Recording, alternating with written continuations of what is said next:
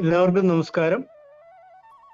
Adi Shankara international ഫൗണ്ടേഷന്റെ ആഭിമുഖ്യത്തിലുള്ള അഹം ബ്രഹ്മാസ്മി എന്ന പഠന ക്ലാസ് ഇവിടെ ആരംഭിക്കുകയാണ്. ശ്രീ ശങ്കരാചാര്യ വിരചിത സൗന്ദര്യലഹരി കഴിഞ്ഞു. ഇപ്പോൾ ഭജഗോവിന്ദത്തിലാണ്. ഭജഗോവിന്ദം രണ്ടാമത്തെ സെഷൻ, 7ാമത്തെ ഭാഗമാണ് ഇന്ന്. നമ്മുടെ ഈ ക്ലാസ്സിൽ പങ്കെടുക്കുന്ന ഓരോരുത്തർക്കും ഹൃദ്യമായ സ്വാഗതം. ഈ ക്ലാസ് നയിക്കുന്നതിനായിട്ട് നമ്മുടെ ഗുരുനാഥൻ ശ്രീ ജയകൃഷ്ണൻജിയെ സാദരം ക്ഷണിച്ചുകൊള്ളുന്നു. ജയശങ്കര ജയശങ്കര. അമ്മേ അജ്ഞാനാന്തർഗഹനപതിതാൻ ആത്മവിദ്യോപദേശൈഃ ത്രാതും ലോകൻ ഭവതവ ശിഖാ താപപാപച്യമാനാൻ മുക്ത്വാ മൗനം വടവിടപിനോ മൂലതോ നിഷ്പദന്തി ശംഭോർമൂർത്തിശ്ചരതി ഭുവനെ ശങ്കരാചാര്യരൂപാം സദാശിവസമാരംഭാം ശങ്കരാചാര്യമധ്യമാം അസ്മദാചാര്യപര്യന്താം വന്ദേ ഗുരുപരമ്പരാം. ശങ്കരം ശങ്കരാചാര്യം കേശവം ബാദരായണം സൂത്രഭാഷ്യകൃതൗ വന്ദേ ഭഗവന്തൗ പുനഃ പുനഃ. ഓം സരസ്വതി നമസ്തുഭ്യം വരദേ കാമരൂപിണി വിദ്യാരംഭം കരിഷ്യാമി സിദ്ധ്യദ്ഭവതു മേ സദാ. സവിത്രീർഭീർവാചാം ശശിമണിശിലാഭംഗരുചിഭിः വശിന്യാദ്യാഭിസ്ത്വം സഹചരിണി സഞ്ചിന്തയതി യഃ സകർത്താ കാവ്യാനാം ഭവതി മഹദം ഭംഗിരുചിഭിः വചോഭിർവാഗ്ദേവി വദനകമലാമോദമധുരൈ. ഓം സം സരസ്വതേ നമഃ. ഓം ഹരി ശ്രീ ഗണപതേ നമഃ. അഭിഘ്നമസ്തു. ജയശങ്കര. നമ്മൾ ജഗദ്ഗുരു ആദിശങ്കരാചാര്യ സ്വാമികളാൽ വിരചിതമായിരിക്കുന്ന സൗന്ദര്യലഹരി എന്ന് പറയുന്ന ഉപാസനാ ഗ്രന്ഥം വളരെ ഭംഗിയായിട്ട് പഠിച്ചു. നാം ഏവരും ഉപാസിക്കുന്നു എന്ന് പ്രതീക്ഷിക്കുന്നു. അതിനുശേഷം ജഗദ്ഗുരു ആദിശങ്കരാചാര്യ സ്വാമികളാൽ വിരചിതമായിരിക്കുന്ന പ്രകരണ ഗ്രന്ഥങ്ങളിൽ പ്രസിദ്ധമായിരിക്കുന്ന ഭജഗോവിന്ദം അല്ലെങ്കിൽ മോഹമുദ്ഗുരം എന്ന് പറയുന്ന കാവ്യമാണ് പ്രകരണ ഗ്രന്ഥമാണ് നാം പഠിച്ചു വരുന്നത്. അത് 2 ഭാഗമായിട്ടുണ്ട് എന്ന് നമ്മൾ പറഞ്ഞു. എന്താണ്? ചർപ്പട പഞ്ചരിക അല്ലെങ്കിൽ ദ്വാദശ പഞ്ചരിക എന്ന് 2ആയിട്ട് തിരിച്ചിട്ടുണ്ട്. അതിൽ നമ്മൾ ദ്വാദശ പഞ്ചരിക എന്ന് പറയുന്ന ഭാഗത്തിൽ നിന്നാണ് നാം ഇപ്പോൾ പഠിച്ചു വരുന്നത്. അങ്ങനെ നമ്മൾ 7ാമത്തെ ശ്ലോകം വരെ എത്തി നിൽക്കുകയാണ്. അപ്പോൾ നമ്മൾ ആദ്യത്തെ ശ്ലോകം ചൊല്ലാനായിട്ട്, നമ്മൾ പഠിച്ച ശ്ലോകം ഒന്ന് ചൊല്ലാനായിട്ട് സരസ്വതി അപ്പോളെ ഞാൻ വേദിയിലേക്ക് ക്ഷണിക്കുന്നു. നമ്മൾ ഓരോരുത്തരായിട്ട് ഓരോ ശ്ലോകം ചൊല്ലി നോക്കാം. എന്നിട്ട് ഇന്നത്തെ ശ്ലോകത്തിലേക്ക് നമുക്ക് എത്താം. ഭജ ഗോവിന്ദം ഭജ ഗോവിന്ദം ഗോവിന്ദം ഭജ മൂഢമതേ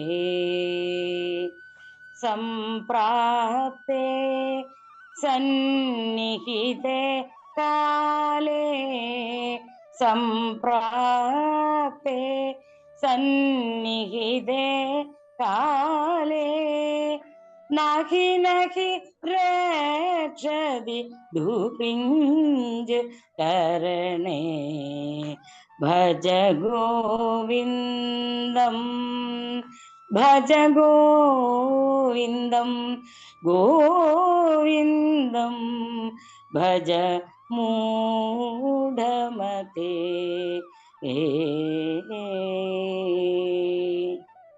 അപ്പൊ ഈ ശ്ലോകത്തിൽ ഗോവിന്ദനെ ഭജിക്കൂ. ജീവിതകാലം നമ്മൾ വ്യാകരണങ്ങളും മറ്റു കാര്യങ്ങളും എല്ലാം പഠിച്ച് നശിപ്പിക്കാതെ എന്താണ് വേണ്ടത്? സാക്ഷാൽ ഗോവിന്ദനെ ഭജിക്കൂ. ആ ഗോവിന്ദ നാമധേയത്തിന്റെ പ്രത്യേകതകളെ കുറിച്ച് നാം വളരെ കാര്യമായിട്ട് സംസാരിക്കുകയുണ്ടായി. അപ്പൊ മരണഭയത്തിൽ നിന്നും എങ്ങനെയാണ്?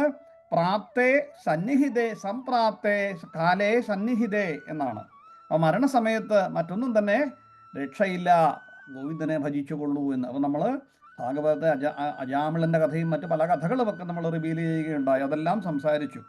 2ാമത്തെ ശ്ലോകം നമ്മൾ ദ്വാദശ പഞ്ചരികയിലെ മൂഢജഹീഹി എന്ന് തുടങ്ങുന്നത് ജപിക്കൂ. ആരാണ്? ചൊല്ലിക്കോളൂ. മൂഢജഹീഹി ധനാഗമതൃഷ്ണാം കുരു സദ്ബുദ്ധി മനസി വിതൃഷ്ണാം യല്ലഭസേ നിജ കർമ്മോപാത്തം വിത്തം തേന വിനോദയ ചിത്തം ഭജ ഗോവിന്ദം ഭജ ഗോവിന്ദം ഗോവിന്ദം ഭജ മൂഢമതേ. അപ്പൊ എന്താണ്? ഗോവിന്ദനെ ഭജിക്കാതെ മൂഢനായിരിക്കുന്ന അല്ലയോ മനുഷ്യ, നീ എന്താണ് ചെയ്യേണ്ടത്? ധനാഗമ തൃഷ്ണാം, ആ ധാരാളമായി ധനം സമ്പാദിക്കുന്നതിനുള്ള ആ തൃഷ്ണയെ, ആഗ്രഹത്തെ എന്താ വിതൃഷ്ണ, മനസ്സി വിതൃഷ്ണ കൊണ്ട് കളയുക, വൈരാഗ്യത്തിലോട്ട് ചേർത്ത് നിർത്തുക. എന്നിട്ടോ ഈ ധനസമ്പാദനത്തുള്ള അത്യാഗ്രഹമില്ലാതെ ഇരിക്കണം എന്നാണ്. അപ്പോൾ ഇവിടെ അത്യാഗ്രഹത്തെ, ധനസമ്പാദനത്തിനുള്ള അത്യാഗ്രഹത്തെ നിഷേധിക്കുകയാണ്. പിന്നീടോ അവനവൻ്റെ കർമ്മഫലം യത് ലഭസേ നിജ കർമ്മോപാത്തം വിത്തം തേന വിനോദയ ചിത്തം. അപ്പം നിജകർമ്മോപാത്തം തനിക്ക് ലഭിച്ചിരിക്കുന്ന, നമ്മൾ സ്വധർമ്മേ നിധനം ശ്രേയ പരധർമ്മോ ഭയാവഹ എന്ന് പറയുകയുണ്ടായി. നമുക്ക് ഏതാണോ കർമ്മം ചെയ്യുവാൻ ലഭിച്ചിരിക്കുന്നത് ആ കർമ്മം സന്തോഷത്തോടുകൂടി ചെയ്തുകൊണ്ട് ആ കർമ്മത്തിൽ നിന്നും ലഭിക്കുന്ന ധനം കൊണ്ട് പുരുഷാർത്ഥങ്ങളെല്ലാം നേടി സന്തോഷമായിട്ട് ജീവിക്കണം. വിത്തം തേന വിനോദയ ചിത്തം, അങ്ങനെ ആ വിത്തം കൊണ്ട് സന്തോഷമായിട്ടിരിക്കണം എന്നാണ് ആ ശ്ലോകത്തിലൂടെ പറയുന്നത്. അപ്പോൾ അതിനെന്താണ് വേണ്ടത്? മൂഢനാവാതിരിക്കണമെങ്കിൽ ഗോവിന്ദം ഭജ ഗോവിന്ദം എന്ന് പറഞ്ഞിരിക്കുന്നു. പിന്നീട് അടുത്തത് ഉഷപോള് ചൊല്ലുന്നോ? അർത്ഥമനർത്ഥം. മ്യൂട്ട. അയ്യോ, ജയശങ്കര. ജയശങ്കര.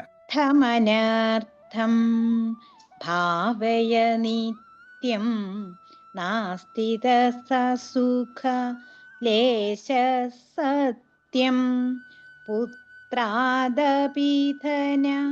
ഭാജാം ഭീതി സർവത്രൈഷാ വിഹിതാ നീതി. ഭജ ഗോവിന്ദം ഭജ ഗോവിന്ദം ഗോവിന്ദം ഭജ മൂഢമതേ. അപ്പൊ എന്താണ്? ഭാവേ നിത്യം, അർത്ഥം അനർത്ഥം ഭാവേ നിത്യം. ഭാവേ നിത്യം, നിത്യമായിട്ടും ചിന്തിച്ചു കൊണ്ടിരിക്കുക. എന്താണ്? അധികമായ അർത്ഥമുണ്ടാക്കുന്നത് അനർത്ഥത്തിന് കാരണമാകും. അതിന് പ്രത്യേകിച്ച് ഇപ്പോൾ എക്സ്പ്ലനേഷൻ വേണ്ട. ഈ കഴിഞ്ഞ കുറച്ച് ദിവസമായി കാണുന്ന റേഡിയോ TV ന്യൂസുകളെല്ലാം മതിയല്ലോ അല്ലേ? അർത്ഥമനർത്ഥം ഭാവേ നിത്യം. ഏതൊക്കെ രീതിയിലാണ് മനുഷ്യൻ ധനമുണ്ടാക്കാൻ ശ്രമിക്കുന്നത്? അപ്പം അധികമായ വാഞ്ച അത് അനർത്ഥത്തിന് കാരണമാണ് എന്ന് ഭാവേ നിത്യം എപ്പോഴും ചിന്തിച്ചു കൊണ്ടിരിക്കുക എന്നാണ് ഈ ശ്ലോകത്തിലൂടെ പറയുന്നത്. പിന്നെ അടുത്തത് കാതേ കാന്ത. ഉണ്ണികൃഷ്ണ സാറ്.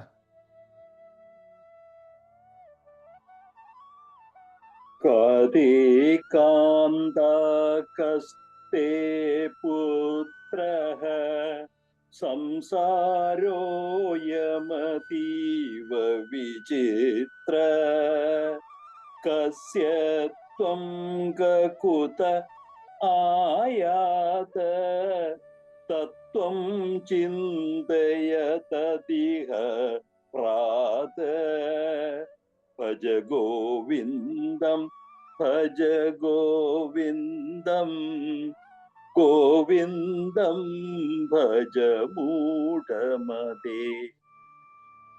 അപ്പൊ എന്താണ് ഈ ശ്ലോകത്തിൽ? ആരാണ് കാതേ കാന്ത? നിന്റെ ഭാര്യ ആരാണ്? പുത്രൻ ആരാണ്? ഇത് അങ്ങനെ സംസാരം, ഈ ലോകം വളരെ വിചിത്രമാണ് എന്നാണ്. ആർക്കും ഉത്തരം കിട്ടാത്ത ചോദ്യങ്ങളെ കൊണ്ടുള്ളതാണ്. അപ്പോൾ ആരാണ് അവൻ്റെ ഭാര്യയെന്നോ പുത്രനെന്നോ ഒന്നും തന്നെ യഥാർത്ഥമായിട്ട് ആരും അറിയുന്നില്ല. എന്തുകൊണ്ടാണ്? ആത്മാവിന് മരണമില്ല എന്ന് പറഞ്ഞു. എന്താണ് വേണ്ടത്? തസ്മാത് ജാഗ്രത ജാഗ്രത എന്ന് നാം പറഞ്ഞു. മാതാനാസ്തി പിതാനാസ്തി എന്നൊക്കെ പറഞ്ഞു. അപ്പോൾ ആത്മാവിന് ബന്ധങ്ങളൊന്നും തന്നെയില്ല.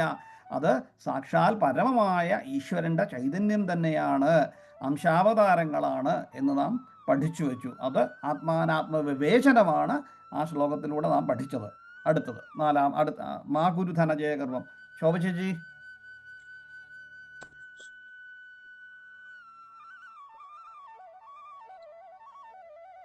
മാ കുരു ധനജന യൗവനഗർവം ഹരതി നിമേഷാത് കാല സർവം മായാമയമിദ അഖിലം ഹീത്വാ ബ്രഹ്മപദം ത്വം പ്രവിശ വിദിത്വാ ഭജ ഗോവിന്ദം ഭജ ഗോവിന്ദം ഗോവിന്ദം ഭജ മൂഢമതേ. ജയശങ്കര. ജയശങ്കര. അപ്പൊ ഇതെന്താണ്? ജഗത്ത് മിഥ്യയാണ് എന്ന് വീണ്ടും വീണ്ടും എടുത്തു പറഞ്ഞു. അപ്പൊ ഇവിടെ വേണ്ടത് എന്താണ്? സാക്ഷാൽ ഭഗവത് ഭക്തിയോടുകൂടി ജ്ഞാനം സമ്പാദിച്ചുകൊണ്ട് ബ്രഹ്മപദത്തെ എത്തണം. ബാക്കിയെല്ലാം തന്നെ ഈ അഖിലമായിട്ട് നാം കാണുന്നതെല്ലാം മായയാണ്. നമ്മൾ പൂന്താനത്തെ ഉദ്ധരിച്ച് പറഞ്ഞു ഇല്ലേ? എണ്ണി എണ്ണി കുറേ നിന്നതായസും മണ്ടി മണ്ടി കരയേറുന്നു മോഹം എന്നൊക്കെ പറഞ്ഞു. രാമന്റെ കഥകളെക്കുറിച്ച് നാം പറഞ്ഞു. അപ്പോൾ ഇവിടെ ആയുഷ ഖണ്ഡമാതായ രവിരസ്തമയം ഗയ, മരിച്ചു ആയുസ് എന്ന് നശിച്ചുകൊണ്ടേയിരിക്കുകയാണ്. അപ്പോൾ നമ്മളുടെ ധനം, ജനശക്തി, യൗവനം, കാരണം യൗവനത്തിലൊന്നും കാര്യമില്ല. ഒരു അസുഖം വന്നാൽ ശരീരത്തിൻ്റെ ഈ കാന്തി എല്ലാം നശിക്കുന്നതേ ഉള്ളൂ. അതുകൊണ്ട് ഇതിലൊന്നും ഗർവുണ്ടാകാൻ പാടില്ല എന്നാണ് ഈ ശ്ലോകത്തിലൂടെ നമുക്ക് പറയുന്നത്. അപ്പോൾ ഗർവില്ലാതെ എന്താണ്? ഈ സത്യം കണക്കിലെടുത്തുകൊണ്ട് ഗർവൊന്നുമില്ലാതെ ആത്മാനാത്മ വിവേചനം നടത്തിക്കൊണ്ട് ഭഗവത് ഭക്തിയോടുകൂടി ബ്രഹ്മപദത്തിലെത്തുവാനാണ് നാം, ബ്രഹ്മപദത്തെ പ്രവേശിക്കുവാൻ, അത് കിട്ടുവാൻ വേണ്ടിയാണ് നാം യത്നിക്കേണ്ടത് എന്നാണ്. അടുത്തത് കാമം ക്രോധം. ശ്രീകുമാരി ചേച്ചി ചൊല്ലുന്നോ? കാമം ക്രോധം ലോഭം മോഹം. കാമം ക്രോധം ലോഭം മോഹം ത്യക്ത്വാത്മാനം പശ്യതി സോഹം ആത്മജ്ഞാനവിഹീനാ മൂഢാ തേ പച്യന്തെ നരകനിഗൂഢാ ഭജ ഗോവിന്ദം ഭജ ഗോവിന്ദം ഗോവിന്ദം ഭജ മൂഢമതേ. അതെ, നമ്മളിത് കഴിഞ്ഞ ക്ലാസ്സിൽ കാര്യമായിട്ട് പഠിച്ചു. അന്തർമുഖസ്ഥ തത്സർവം വ്യാപ്ത നാരായണസ്ഥിത. ആ നാരായണനെ ഉള്ളിലേക്കാണ് അന്വേഷിക്കേണ്ടത് എന്ന് നാം പഠിക്കുകയുണ്ടായി. അപ്പോൾ അതിന് കാമക്രോധ മതമോഹ മാത്സര്യാദികളായിരിക്കുന്ന ഷഡ്വൈരികളെയെല്ലാം കളയണം. ആദ്യം എന്താണ് കാമമെന്നും ക്രോധമെന്നും മോഹമെന്നും ലോഭമെന്നും ഒക്കെ നമ്മൾ വളരെ ഡീറ്റെയിൽ ആയിട്ട് പല റെഫറൻസും എടുത്ത് നോക്കി നമ്മൾ സംസാരിക്കുകയുണ്ടായി. അപ്പോൾ കാമക്രോധ ലോഭമോഹ മത മാത്സര്യങ്ങളായിരിക്കുന്ന ഈ ഷഡ്വൈരികളിൽ നിന്നും അവരെയെല്ലാം ഉപേക്ഷിച്ചിട്ട് എന്താണ് എന്തുകൊണ്ടാണ് മനുഷ്യൻ്റെ ബാഹ്യ ശത്രുക്കളേക്കാൾ ആന്തരികമായ ശത്രുക്കളാണ് എന്ന അറിവോടുകൂടി അവയെല്ലാം പൂർണ്ണമായിട്ടും ജയിച്ചുകൊണ്ട് ഞാൻ ആരാണ് എന്ന് അന്വേഷിക്കുകയാണ് വേണ്ടത്. പരമമായ സത്യം, ആ പരമമായ ബ്രഹ്മം ഞാൻ തന്നെയാണ് എന്ന് കണ്ടുപിടിക്കുവാനുള്ള ആത്മാന്വേഷണം, ആത്മവിവേചനം, നമ്മൾ വിവേക ചൂടാമണിയൊക്കെ റെഫർ ചെയ്ത് സംസാരിക്കുകയുണ്ടായി. അതാണ് ചെയ്യേണ്ടത് എന്നാണ് പറയുന്നത്. ഇന്ന് നമ്മൾ അടുത്ത ശ്ലോകത്തിലേക്ക് നമുക്ക് എത്താം. നമസ്തേ ജയശങ്കര. ജയകൃഷ്ണജി, എനിക്ക് വളരെ ചെറിയ ശബ്ദത്തിലാണ് ഇത് കേൾക്കുന്നത്. എല്ലാവർക്കും അങ്ങനെയാണോ? ആവാൻ വഴിയില്ല. ഇല്ല, നല്ലോണം കേൾക്കുന്നുണ്ട്. നല്ല വോയിസ് ഉണ്ട് കേട്ടോ. ഉഷയോപ്പോൾ പറയുന്നത് നമുക്ക് വളരെ ക്ലിയറാ. ഞാൻ വളരെ എന്താന്ന് അറിഞ്ഞൂടാ, ക്ലീനായിട്ട് ഇരുന്നാലേ കേൾക്കാൻ പറ്റുന്നുള്ളൂ. സാരമില്ല, കുഴപ്പമില്ല. വോളിയം മാക്സിമത്തിലാ. ശരി, എന്താണോ ഇന്നത്തെ ക്ലാസ്സിൽ എന്താണ് പറയുന്നത് നോക്കാം.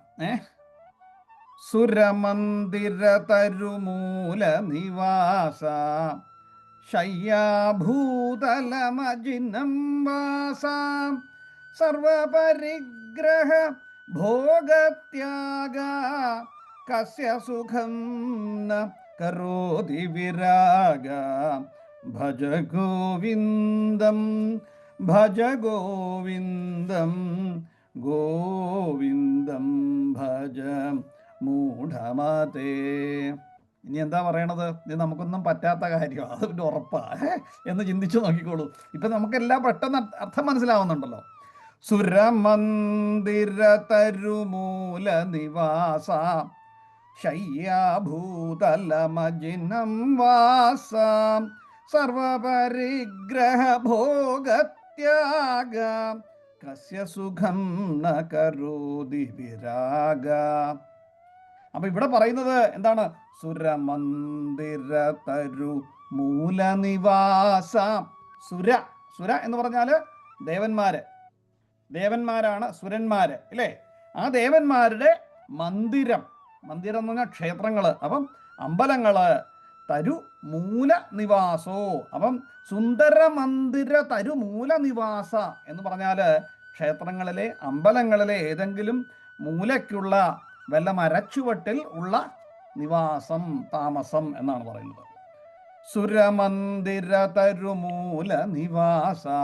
സുരൻ എന്ന് പറഞ്ഞാൽ ദേവന്മാര്, മന്ദിരം എന്ന് പറഞ്ഞാൽ ക്ഷേത്രം, തരു എന്ന് പറഞ്ഞാൽ വൃക്ഷം, മൂല ആ അമ്പലത്തിൻ്റെ ഏതെങ്കിലും മൂലകള്, കോർണറുകള്, നിവാസ അപ്പോൾ അമ്പലത്തിൻ്റെ മൂലകളിൽ, ദേവന്മാരുടെ ക്ഷേത്രങ്ങളുടെ മൂലകളിൽ എവിടെങ്കിലുമുള്ള ഒരു വൃക്ഷത്തിൻ്റെ ചുവട്ടിൽ നിവസിക്കുവാൻ. അമ്പലങ്ങളിലൊക്കെ ആൽമരങ്ങളുണ്ടല്ലോ പലയിടത്തുമായിട്ട്. എന്നിട്ടോ ശയ്യാഭൂതലമജിനം വാസ. എങ്ങനെയാണ്? ശയ്യാഭൂതലം, ഭൂമിയിൽ താഴെ കിടക്കുകയാണ്. താഴെ തന്നെ ആ മരത്തിൻ്റെ ചുവട്ടിൽ ക്ഷേത്രങ്ങൾ, ഏതെങ്കിലും ക്ഷേത്രങ്ങളിൽ ആ ക്ഷേത്രത്തിൻ്റെ മൂലയ്ക്ക് നിൽക്കുന്ന ഒരു മരത്തിൻ്റെ ചുവട്ടിൽ കിടക്കുകയാണ്. അപ്പോൾ കിടക്കുമ്പോഴോ അതെങ്ങനെയാണ് കിടക്കുന്നത്? ശയ്യാഭൂതലമജിനം വാസ. അജിനം എന്ന് പറഞ്ഞാൽ മാന്തോല്, വാസ എന്ന് പറഞ്ഞാൽ വസ്ത്രം ആണ്. അപ്പം വസ്ത്രമായിട്ട് ധരിക്കുന്നത് മാന്തോലാണ്. അപ്പോൾ ഒന്ന് ആലോചിച്ച് നോക്കൂ, ഒരു ക്ഷേത്രം, അതിമനോഹരമായ ഒരു അന്തരീക്ഷം അല്ലേ? ആ ക്ഷേത്രത്തിൻ്റെ മൂലയ്ക്ക് ഒരു വലിയൊരു അരയാല്, ആ അരയാലിൻ്റെ കീഴെ സമാധാനമായിട്ട് ഒരു വസ്ത്രം ധരിച്ചുകൊണ്ട് കിടക്കുകയാണ്. പണ്ട് നമ്മൾ കുട്ടിക്കാലത്തൊക്കെ കണ്ടാണ്ട് ഭ്രാന്ത് പിടിച്ച് നടക്കുന്നവരെ പോലെ. അപ്പോൾ ഇവിടെ ഒരു അവധൂത ലക്ഷണത്തിലേക്കാണ് വരുന്നത്. അവിടെ കിടക്കുക. അങ്ങനെയോ സർവപരിഗ്രഹ ഭോഗത്യാഗ. സർവപരിഗ്രഹ ഭോഗത്യാഗ എന്നാണ് പറയുന്നത്. എല്ലാ സമ്പത്തുകളെയും എല്ലാം പരിഗ്രഹിക്കുക. എന്തിനാണ്? ഭോഗം, ത്യാഗം, എല്ലാത്തിനെയും പരിഗ്രഹിക്കാനാണ് പറയുന്നത്. എങ്ങനെയാണ് ഇത് പറയുന്നത്? നിസ്സംഗത്തെ കുറിച്ചാണ് പറയുന്നത് അല്ലേ? സർവ്വതിനെയും പരിഗ്രഹിക്കുക, എല്ലാത്തിനെയും പരിത്യജിക്കുക എന്നാണ്. അപ്പോ സർവപരിഗ്രഹ ഭോഗത്യാഹ. അപ്പോൾ ഭഗവാൻ നമ്മളോട്, ശങ്കരാചാര്യ സ്വാമികൾ ഭഗവാൻ നമ്മളെ കൊണ്ടൊന്ന് ആലോചിക്കാനായിട്ട് പറയാം. ഒന്ന് ആലോചിച്ച് നോക്കൂ. നമ്മളൊരു ദൃശ്യമാണ്. ഒരാൾ ഒരു നല്ല മനോഹരമായ ക്ഷേത്രത്തിൻ്റെ മൂലയ്ക്ക് ഒരു വൃക്ഷം നിൽക്കുന്നു. ആ വൃക്ഷത്തിൻ്റെ ചുവട്ടിൽ അജിനം വാസ ശയ്യാഭൂതലം, താഴെ ഒരു മാൻതോല് മാത്രം ധരിച്ചുകൊണ്ട് കിടക്കുകയാണ്. എങ്ങനെ? സർവപരിഗ്രഹ ഭോഗത്യാഗം. വളരെ നിസ്സംഗത്തോടുകൂടി എല്ലാ ഭോഗങ്ങളെയും എല്ലാം ത്യജിച്ചുകൊണ്ട്, ഈ സംസാര ലോകത്ത് കിട്ടുന്ന എല്ലാ ഭോഗങ്ങളെയും ത്യജിച്ചുകൊണ്ട് അവിടെ കിടക്കുകയാണ്. കസ്യ സുഖം ന കരോതി വിരാഗ. വൈരാഗ്യനിലയാണ്. വൈരാഗ്യം, ഇപ്രകാരമുള്ള ഈ വൈരാഗ്യം. കസ്യ സുഖം ന കരോതി. എന്താണ് ആ സുഖം ന കരോതി? എന്താണ് സുഖത്തെ ചെയ്യാത്തത്? കസ്യ, ആർക്കാണ് എന്നാണ്. അപ്പം ഇങ്ങനെ കിടന്നാൽ ആർക്കാണ് സുഖം ലഭിക്കാത്തത് എന്നാണ് ശങ്കരാചാര്യ സ്വാമികൾ ചോദിക്കുന്നത്. അപ്പോൾ സർവസംഗ പരിത്യാഗിയായിരിക്കുന്ന ഒരു അവധൂതൻ്റെ നിലയാണ് ഈ ശ്ലോകത്തിലൂടെ നമുക്ക് പറഞ്ഞു തന്നിരിക്കുന്നത്.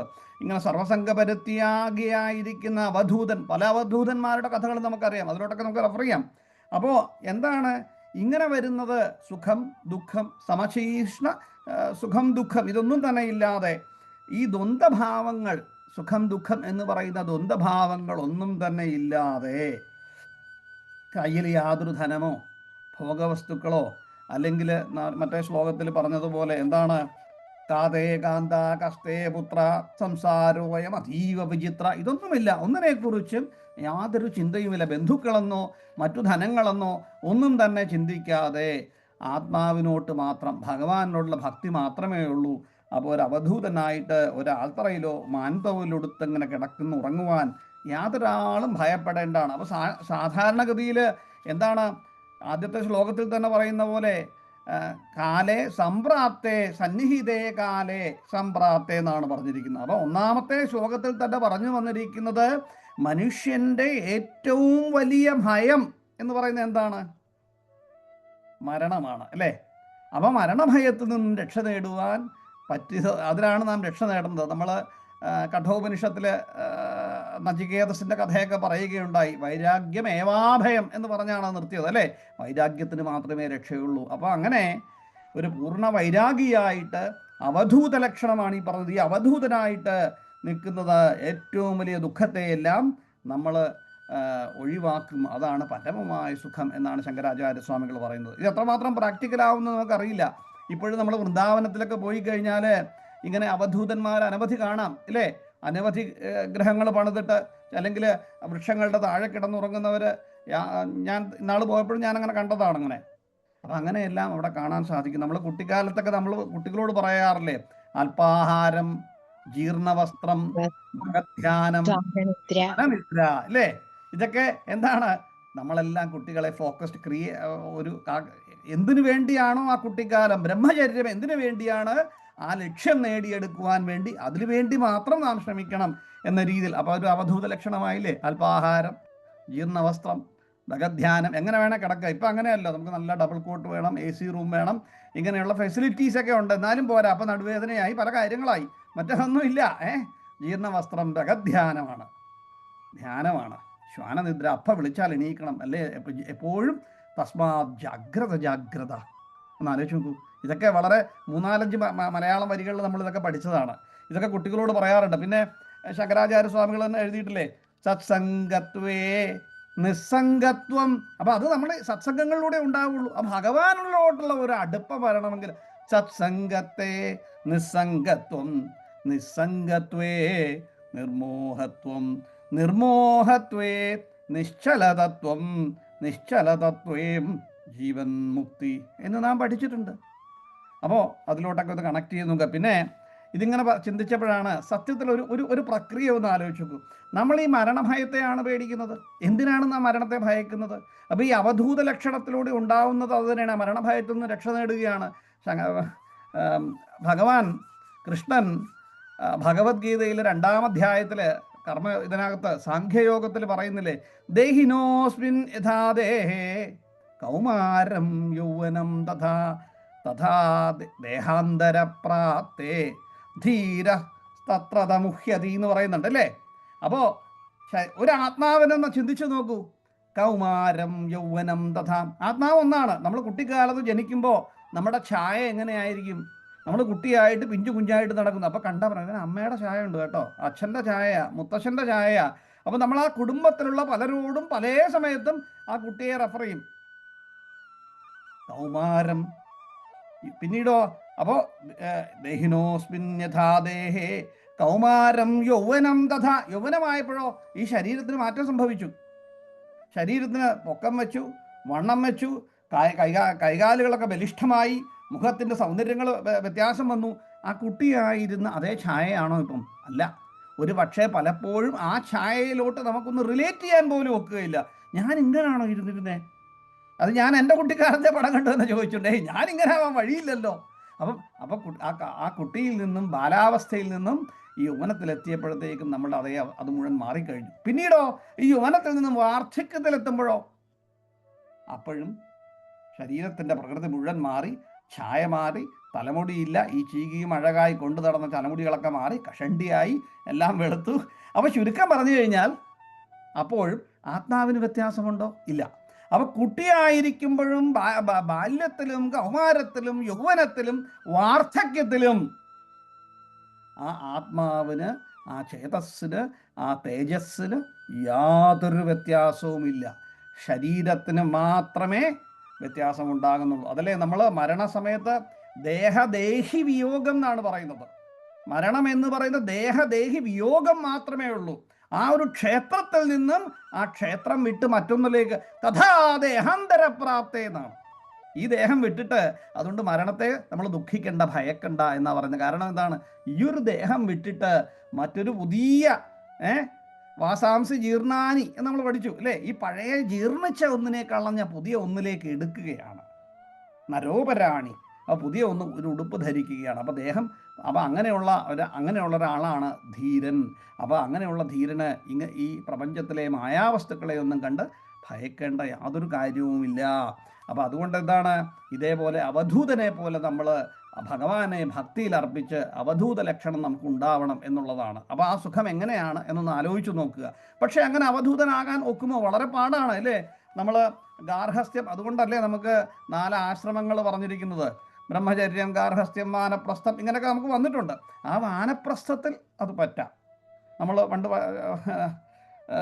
Doctor P Viswanathan Namboothiri sir പറഞ്ഞു, വാനപ്രസ്ഥത്തിൽ പോയാൽ ശരീരം മരിച്ചു പോയാൽ എന്ത് ചെയ്യും? ആരെങ്കിലും എടുത്ത് ദഹിപ്പിക്കും എന്നാണ് പറഞ്ഞത്. അതിനകത്ത് അങ്ങനെ പറഞ്ഞു. അപ്പോൾ ആരെങ്കിലും എടുത്ത് ദഹിപ്പിക്കും, ശരീരമായിട്ട് ബന്ധമില്ല. അപ്പോൾ അങ്ങനെയാണ് ശരിക്കും പണ്ട് കാലത്ത് മനുഷ്യർ ജീവിച്ചു കൊണ്ടിരുന്നത്. അത് തന്നെ ആയിരിക്കണം ജീവിതത്തിൻ്റെ പരമമായ സുഖം. അനവധി രാജാക്കന്മാർ അങ്ങനെയുണ്ട്. നമ്മൾ ജഡഭരതൻ്റെ കഥയുണ്ട്, ഋഷഭദേവൻ്റെ കഥയുണ്ട്, നമുക്ക് അങ്ങോട്ടൊക്കെ വരാം. ഇതൊക്കെ തന്നെ ആ ഒരു കഥയല്ലേ? അപ്പോൾ ഇതിനകത്ത് അംബരീക്ഷ ചരിതത്തിൽ ഇപ്പം ഈ ഒരു അവധൂത ലക്ഷണമാണ് ഭജഗോവിന്ദത്തിൽ ഇപ്പം പറഞ്ഞിരിക്കുന്നത് അല്ലേ? ഭജഗോവിന്ദത്തിൽ ഈ ശ്ലോകത്തിൽ പറഞ്ഞു, സുരമന്ദിരതര മൂലനിവാസം, മറ്റൊന്നും ചിന്തിക്കുന്നില്ല, എല്ലാം ഭഗവാനിലോട്ട് മാത്രമായിട്ട് നിസ്സംഗത്വത്തിലൂടെ ജീവിക്കുന്ന ഒരു കഥയെ പറ്റി, ജീവൻ മുക്തി ലഭിക്കുന്നത്. അപ്പോൾ ഇത് തന്നെയല്ലേ അംബരീക്ഷനും പറഞ്ഞത്? എന്താണ്? സവൈമന കൃഷ്ണപദാരവിന്ദയോർ അല്ലേ?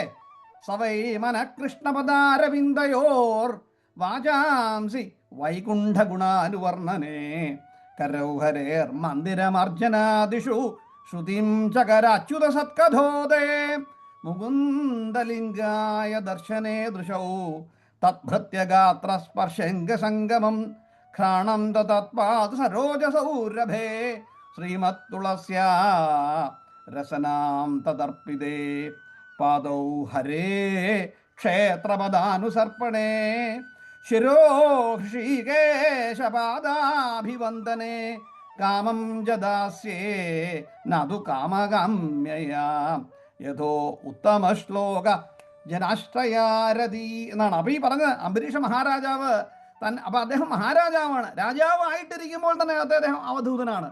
എങ്ങനെയാണ്?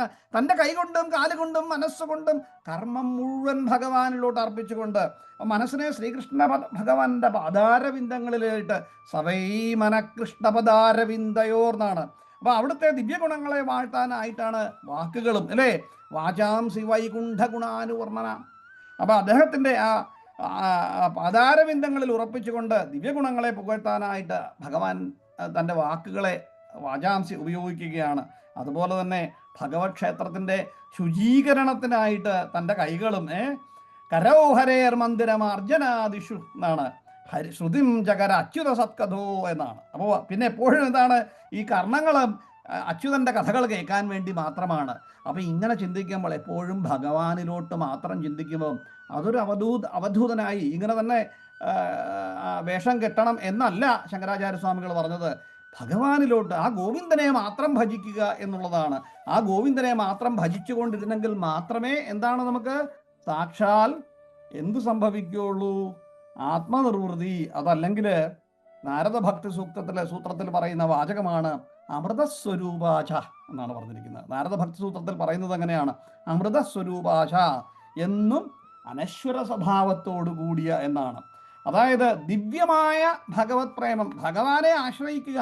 അപ്പോൾ നമ്മുടെ ഇപ്പോഴത്തെ ജീവിതം മാറി മറിഞ്ഞുകൊണ്ടേയിരിക്കുന്നു അല്ലേ? ഇന്നത്തെ അൺപ്രഡിക്റ്റബിൾ ആണ് നമുക്ക്. അതുകൊണ്ട് കാരണം എന്താണ്? മാറി മാറി വരുന്ന അനുഭവ ഉപകരണങ്ങളെ നമുക്ക് വേണം എന്ന ആഗ്രഹമുള്ളത് കൊണ്ടാണ്. ഏറ്റവും വലിയ പുതിയ ഫ്രിഡ്ജ് വന്നാൽ വേണം, പുതിയ AC വന്നാൽ വേണം, പുതിയ കാറ് വന്നാൽ വേണം, പുതിയ ബെഡ് വന്നാൽ വേണം. അപ്പോൾ നമുക്കെന്താണ്? അനുഭവ ഉപകരണങ്ങളോട് കൂടിയ പുതിയ അനുഭവ ഉപകരണങ്ങളോടുള്ള താതാത്മ്യവുമാണ് നമ്മുടെ ദുഃഖത്തിനും കൂടി മറ്റൊരു കാരണം എന്നുള്ളതാണ്. അപ്പോൾ ഈ വിഷയേന്ദ്രിയങ്ങളെയും വിഷയപദാർത്ഥങ്ങളെയെല്ലാം തന്നെ നിരന്തരമായി പരിവർത്തനപ്പെടുന്നു എന്നുള്ളത് കൊണ്ട് ആ ചുഴിയിലകപ്പെട്ട് നമുക്ക് എന്തു പറ്റുന്നു? ദുഃഖമുണ്ടായിക്കൊണ്ടേയിരിക്കുന്നു എന്നുള്ളതാണ്. അപ്പോൾ ഈ അനുഭവങ്ങളിൽ നിന്ന് ഉയർന്ന് ഒരു സാധകന് പരിപൂർണനാകണം എന്നുണ്ടെങ്കിൽ ആ സാധകന് സമ്പൂർണമായ ഭക്തി ഉണ്ടാവണം എന്നാണ് പറഞ്ഞത്. സമ്പൂർണമായ ഭക്തി ഉണ്ടായാൽ അങ്ങനെ സർവേശ്വരനെ ധ്യാനിക്കുമ്പോൾ തന്നെ നിരന്തരമായ മാനസിക സംഘർഷങ്ങൾ ഇല്ലാതാകും. അതോടുകൂടി മരണഭയം വിട്ടുപോകും എന്നാണ് പറയുന്നത്.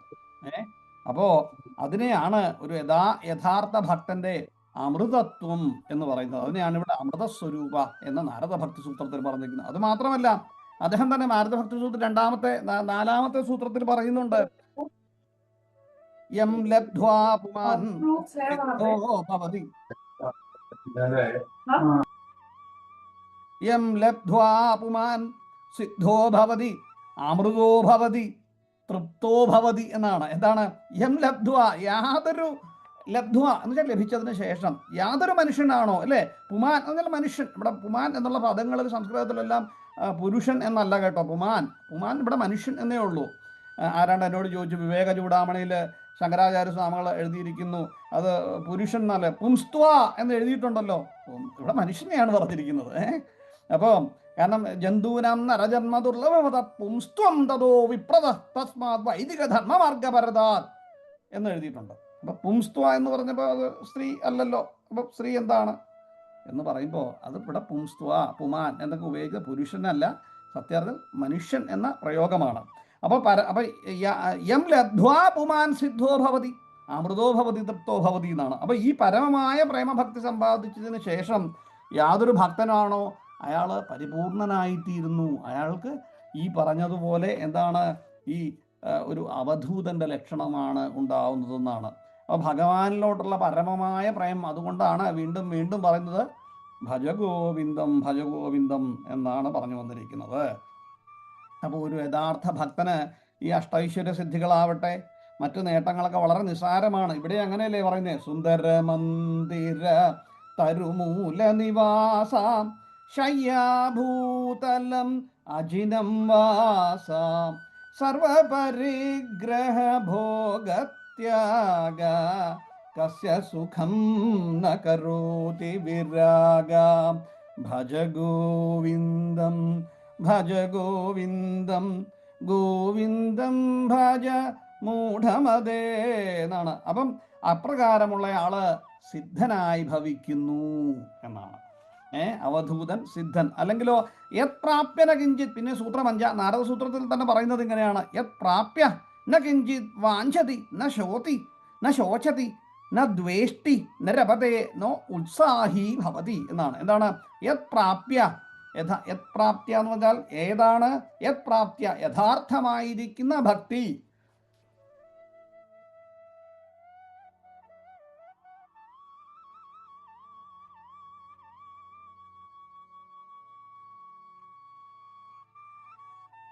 അപ്പൊ യഥാർത്ഥമായിരിക്കുന്ന ഭക്തി യത് പ്രാപ്യ ന കിഞ്ചിത് വാഞ്ചതി ന ശോചതി ന ദ്വേഷ്ടി ന രമതേ നോ ഉത്സാഹി ഭവതി എന്നാണ്. യഥാർത്ഥമായിരിക്കുന്ന ഭക്തി, ആ ഭക്തി നേടിയ ശേഷം കുചിത് കിംചിത് പിന്നെ ഒന്നും തന്നെ ഇല്ല എന്നാണ്. പിന്നെ ഒന്നും തന്നെ ഇല്ല. പിന്നെ ന വാഞ്ചതി പിന്നെ ആഗ്രഹങ്ങളില്ല, ന ശോചതി ദുഃഖങ്ങളില്ല, ന ദ്വേഷ്ടി പിന്നെ ദ്വേഷ്ടി മറ്റൊരാളെ ദ്വേഷിക്കുക അതുമില്ല. പിന്നെന്താണ്? ന രമതേ നോത്സാഹി ഭവതി. ഇവിടെ ന രമതേ സന്തോഷിക്കുന്നില്ല, ന ഉത്സാഹി സ്വന്തം താല്പര്യങ്ങളിലുള്ള ഉത്സാഹം ആവേശം അതും ഒന്നും തന്നെ ഇല്ല ഭവതി എന്നാണ്. അതങ്ങനെ ഭവിക്കുന്നു. അപ്പോൾ ഇവിടെ യഥാർത്ഥമായിരിക്കുന്ന ഭക്തി നേടിയിരിക്കുന്ന സിദ്ധൻ, ഒരു അവധൂതൻ, അങ്ങനെയുള്ള ഒരാൾ ഒന്നിനെയും ഗണ്യമാക്കാറില്ല, ഒന്നിനെയും തന്നെ കണക്ക് കൂട്ടാറില്ല, എന്താണ് ലോകം പറയുന്നത് എന്ന് ചിന്തിക്കാറില്ല, സങ്കടപ്പെടാറില്ല, ദ്വേഷിക്കാറില്ല. അതാണ് ഇവിടെ പറഞ്ഞത്. എന്തിന്? സുന്ദര മന്ദിര തരുമൂല നിവാസ, അല്ലേ?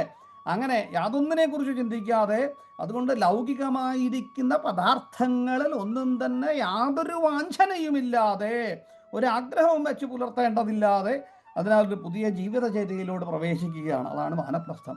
അല്ലെങ്കിൽ ഈ പറയുന്ന ഒരു അവധൂതൻ്റെ രൂപം, ഒരു മുനിയായ സന്യാസ ജീവിതം. അങ്ങനെ ജീവിക്കുമ്പോൾ പൂർണ്ണമായി ആ പരമമായ ഭക്തിയിലോട്ട് ലയിച്ച് ബ്രഹ്മപദത്തെ പ്രാപിക്കുവാൻ സാധിക്കുന്നു എന്നുള്ളതാണ്. അപ്പം ഇതിന് വീണ്ടും നമ്മൾ ഇത് കണ്ടു. അപ്പം ഞാൻ ഈ വൃന്ദാവനത്തിൽ പോയപ്പോൾ കണ്ടു ഒരുപാട് കുറ്റിച്ചെടികൾ പോലെ നിൽപ്പുണ്ട്, പല പല കാടുകളുണ്ട്. ഈ കാടുകളുടെ ഇടയ്ക്ക് ഞാൻ ഒരു അദ്ദേഹത്തിനൊരു തോർത്ത് മാത്രമേ കൊടുത്തിട്ടുള്ളൂ. എന്താണ് കുറ്റി, ഭയങ്കര കൂര ഇട്ട് പിടിച്ച കാടാ, ബാക്കി എനിക്കോട്ട് കിട്ടുന്നില്ല. അതിനകത്ത് വലിയ ഈ സർപ്പങ്ങൾ നിൽക്കുന്ന, ഈ നമ്മൾ മൺകൂനയില്ലേ സർപ്പങ്ങൾ ഇരിക്കുന്നതിന് എന്തോ പറയുന്നത്, പുറ്റ്, ഭയങ്കര പുറ്റ, വലിയ പുറ്റ്, ഒരുപാട് ഇതുണ്ട്.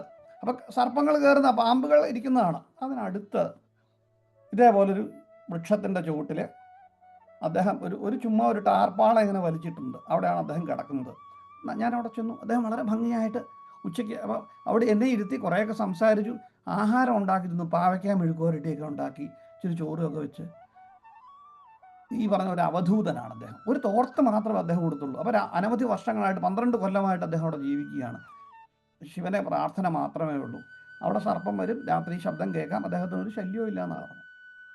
അപ്പം ഇങ്ങനെ അനവധി പേര് വൃന്ദാവനത്തിലും, ഇപ്പം നമ്മൾ ഇപ്പം തന്നെ കുംഭമേള നടന്നില്ലേ ഇല്ലേ, എവിടെ നിന്നൊക്കെയാണ് ആൾക്കാർ ഇറങ്ങി വന്നിരിക്കുന്നത്, ഒന്ന് ആലോചിച്ച് നോക്കൂ.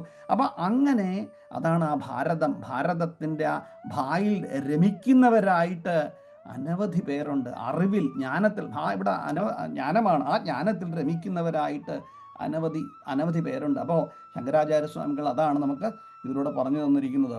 പിന്നെ നമ്മൾ വേറൊന്ന് ഒന്നും മറക്കണ്ട, നാരായണ ശ്രുതിയിൽ ഹരിനാമ കീർത്തനത്തിൽ എഴുത്തച്ഛൻ തന്നെ എഴുതിയിട്ടുണ്ട്, എല്ലാവർക്കും അറിയാവുന്നതല്ലേ, യാതൊന്നു കാണുവതു നാരായണ പ്രതിമ, അല്ലേ? എന്ത് കണ്ടാലും നാരായണൻ മാത്രമേ ഉള്ളൂ.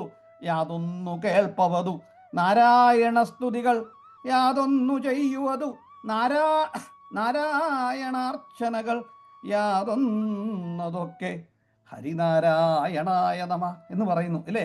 അപ്പം മറ്റൊന്നിലും ചിന്തിക്കാതെ വിണ്ണിലും മണ്ണിലും തൂണിലും തുരുമ്പിലും എല്ലാ ജീവജാലങ്ങളിലും ഈശ്വരൻ മാത്രമേ ഉള്ളൂ, ഗോവിന്ദൻ മാത്രമേ ഉള്ളൂ എന്ന് ചിന്തിച്ചുകൊണ്ട് ഇതാണ് സാക്ഷാൽ അവധൂത ലക്ഷണം എന്ന് പറയുന്നത് എന്നാണ്. അപ്പോൾ ഭാഗവതത്തിൽ പ്രഥമസ്കന്ധത്തിൽ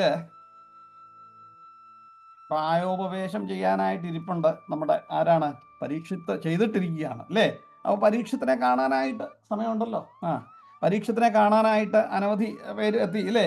അത്ര വസിഷ്ഠശ്ചവനശ്ചരദ്വാൻ അരിഷ്ടനേ ഭൃഗുരങ്കിരശ്ച പരാശരോഗാദി സുധോധരാമ ഉദഭ്യ ഇന്ദ്ര പർവ്വതേത്മവാഹൗ.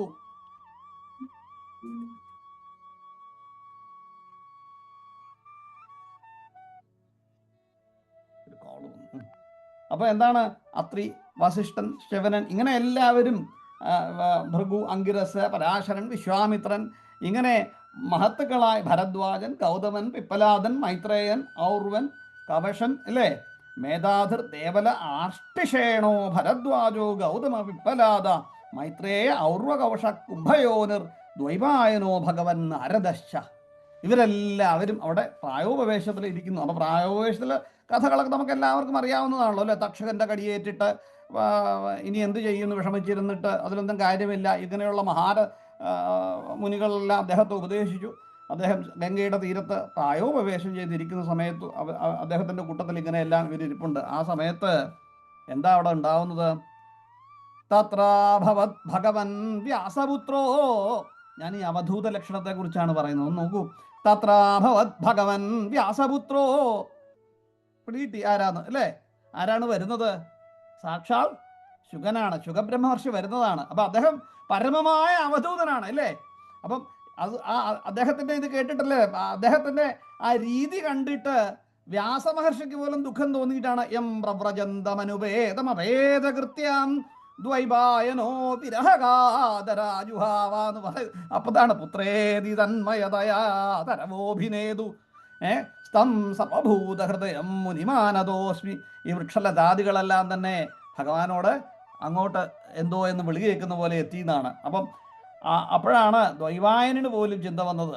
അപ്പം ഇവിടെ എങ്ങനെയാണ് വരുന്നത്? തത്രാഭവത് ഭഗവൻ വ്യാസപുത്രോ യദൃച്ഛയാ ഗാമടമാനോനപേക്ഷാം അലക്ഷലിംഗോ നിജലാഭദുഷ്ടോ മൃതസ്ത്രീബാലൈരവധൂതവേഷ. എങ്ങനെയാ വരുന്നത്?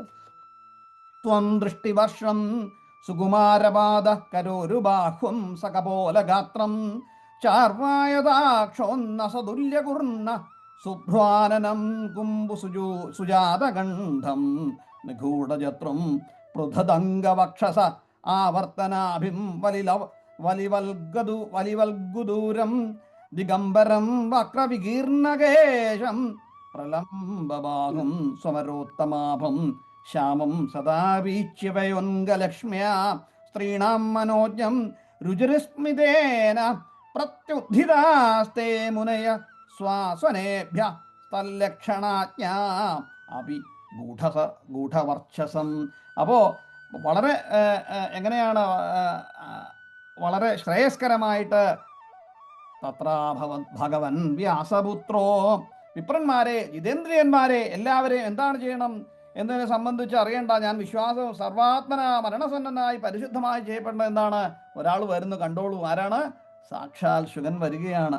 16 വയസ്സുള്ളവനും സുന്ദരങ്ങളായ പാദങ്ങളോടുകൂടിയും കൈകൾ, തുടകൾ, ജംഘങ്ങൾ, ചുമലുകൾ, കവിള്, കഴുത്ത് ഇവയുള്ളവനായിട്ടും ദീർഘമായ മനോഹര നേത്രങ്ങളായിട്ട്. അപ്പം ഇതെല്ലാം കാണാൻ നല്ല ഭംഗിയാണ്. പക്ഷേ സമാനങ്ങളായ കർണങ്ങൾ, സുന്ദരമായ പുരികങ്ങൾ, ശംഖതുല്യമായ കഴുത്തുകൾ, മാംസളമായ വിശാലവും ഉന്നതവുമായ മാർവിടങ്ങൾ, മനോഹരമായ ഉദരം, നഗ്നവും ചുരുണ്ട് ചിതറിയിരിക്കുന്ന തലമുടി, ഇവയെല്ലാം വിശാലബാഹുവും ഭഗവാനെ പോലെ ശോഭിക്കുന്നവനുമായിരിക്കുന്ന നീലമേഘശ്യാമളനം സുന്ദരണ യൗവനത്താൽ തികഞ്ഞവനുമായിരിക്കുന്ന സാക്ഷാൽ ശുഗബ്രഹ്മ മഹർഷി നടന്നു വരികയാണ്.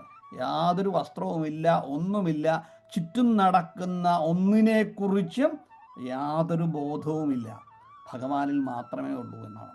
ഈ കഥ നാം ഏവരും വളരെ വൃത്തിയായിട്ട് അറിയാവുന്നതാണ്. അപ്പം ഇതിലോട്ട് ഞാൻ ഇതൊന്ന് പറയാൻ കാരണം ഈ നമ്മുടെ ഇന്നത്തെ ആ ശ്ലോകത്തെക്കുറിച്ച് പറയാൻ വേണ്ടിയാണ്. അത് മാത്രമല്ല, അത് ഒരെണ്ണമേ ആയുള്ളൂ. ഇനി ഒരു റെഫറൻസ് കൂടെ ഞാൻ അതിൻ്റെ ചിന്തിച്ചിരുന്നു. ഇപ്പം നമ്മൾ ഏകാദശ സ്കന്ധത്തിലെ ഇത് പറഞ്ഞു. ഇത് കൂടാതെ മറ്റൊന്ന് ഋഷഭദേവന്റെ കഥയുണ്ട്, അല്ലേ? ജഡഭരതന്റെ കഥയുണ്ട്. ഋഷഭദേവന്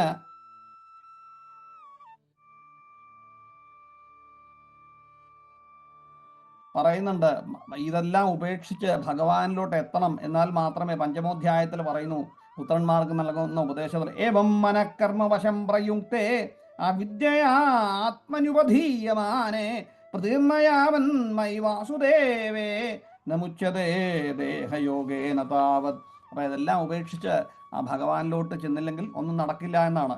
അപ്പോൾ ഋഷഭദേവന് 100 മക്കളോ മറ്റോ ഉണ്ടായിരുന്നു, അല്ലേ? 100 പേരുണ്ടായിരുന്നു. ഇവർക്ക് എല്ലാവർക്കും അദ്ദേഹം എല്ലാ വിദ്യകളും അദ്ദേഹം പറഞ്ഞു കൊടുത്തു. എന്നിട്ട് മനസ്സ്, വാക്ക്, കണ്ണ് മുതലായ സകല കാരണങ്ങളുടെയും വ്യാപരണമാണ് ദുഃഖത്തിന് കാരണം. അതിനെല്ലാം ഉപരിയായിട്ട് വേണ്ടത് സാക്ഷാൽ ഭഗവാന്റെ ആരാധന മാത്രമാണ്. മറ്റൊന്നിലും തന്നെ നിങ്ങൾ ശ്രദ്ധിക്കേണ്ട കാര്യമില്ല എന്നെല്ലാം പറഞ്ഞു കൊടുത്തിട്ട് ഭരതനെ രാജാവായിട്ട് വാഴിച്ച് അദ്ദേഹം അവിടുന്ന് പോയി എന്നാണ്. എങ്ങനെ പോയി എന്നാണ് പറഞ്ഞത്? അദ്ദേഹം ഈ പറഞ്ഞ ദിഗംബര വേഷത്തെ ഇതിനെക്കുറിച്ച് പറയുന്നുണ്ട് അവിടെയും, അല്ലേ?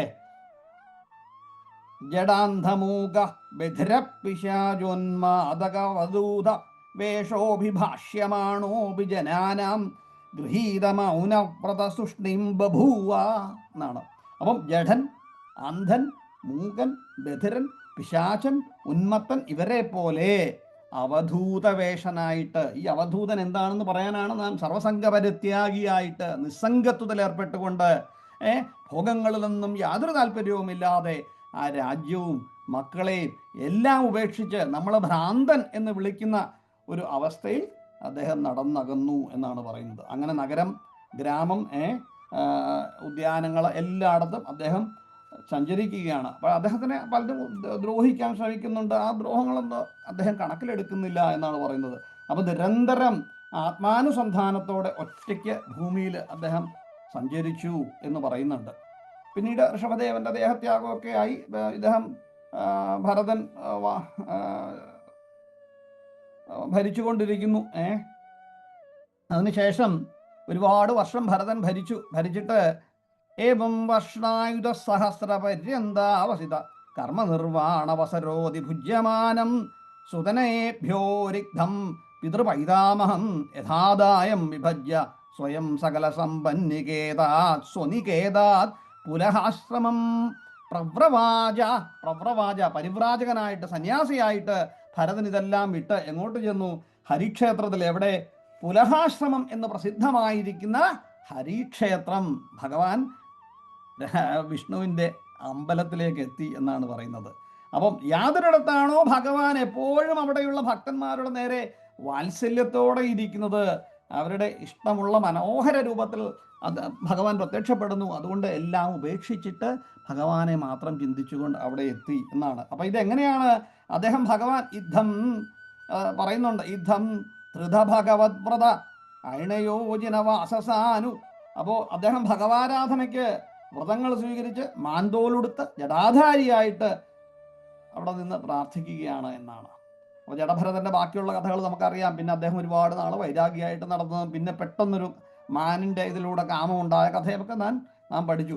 ഈ റെഫറൻസ് എല്ലാം ഭാഗവതത്തിലെ ഈ ജഡഭരതൻ്റെയും അതേപോലെ തന്നെ ഋഷഭദേവൻ്റെയും ശ്രീശുകൻ്റെയും ഒക്കെ പറഞ്ഞത് ഈ അവധൂത ലക്ഷണത്തെക്കുറിച്ചും ഭഗവത് പ്രാപ്തിയെക്കുറിച്ചും ഒന്ന് കാണിച്ചു തരാനാണ്. ഭജഗോവിന്ദത്തിൽ ശങ്കരാചാര്യസ്വാമികൾ പറഞ്ഞു തന്നു. ഇതൊക്കെ ഭാഗവതത്തിലും അതേപോലെ തന്നെ എന്താണ് നമ്മൾ നേരത്തെ പറഞ്ഞല്ലോ, ഇപ്പോൾ നാരദ ഭക്തസൂക്തം പറഞ്ഞു, അതുകൂടാതെ ഭഗവത്ഗീത പറഞ്ഞു. ഇതിലെല്ലാം തന്നെ ഇതിനെക്കുറിച്ച് പറയുന്നു എന്നുള്ളതാണ്. അപ്പോൾ ഇത്രയും ഞാൻ പറയുന്നു. ഈ ഭാഗം മനസ്സിലായി എന്ന് ചിന്തിക്കുകയാണ്. എന്തെങ്കിലും നിങ്ങൾക്ക് നിങ്ങളുടെ രീതിയിൽ അറിവുണ്ടെങ്കിൽ അത് നമുക്ക് പകരാം, നമുക്ക് ശ്രദ്ധിക്കാം. മറ്റെന്തെങ്കിലും സംശയം ഉണ്ടെങ്കിൽ ഞാനും ചിന്തിച്ചു നോക്കാം. അപ്പോൾ ഈ ശ്ലോകം ഒന്നുകൂടെ ചൊല്ലിയിട്ട് എല്ലാവരും ചൊല്ലി നോക്കുക. അപ്പോൾ എന്താണ് ഇവിടെ പറഞ്ഞിരിക്കുന്നത്? മനസ്സിൻ്റെ ഭയമാണ് ഏറ്റവും വലിയ ഭയം. സർവസംഗപരിത്യാഗിയായിരിക്കുന്നയാൾക്ക് യാതൊരു ഭയത്തിനും കാരണമില്ല. വൈരാഗ്യമേവാ ഭയം, വൈരാഗ്യം മാത്രമാണ്. മറ്റൊന്നിലും ചിന്തിക്കേണ്ട കാര്യമില്ല, ഭഗവാനിൽ മാത്രം ചിന്തിക്കുക. സുന്ദര മന്ദിര തരുമൂല നിവാസ ശയ്യാഭൂതലമജിനം വാസ സർവപരിഗ്രഹ ഭോഗത്യാഗ കസ്യ സുഖം ന കരോതി വിരാഗ. വായിച്ചോളൂ, ചൊല്ലിക്കോളൂ ഉഷോപ്പോള്.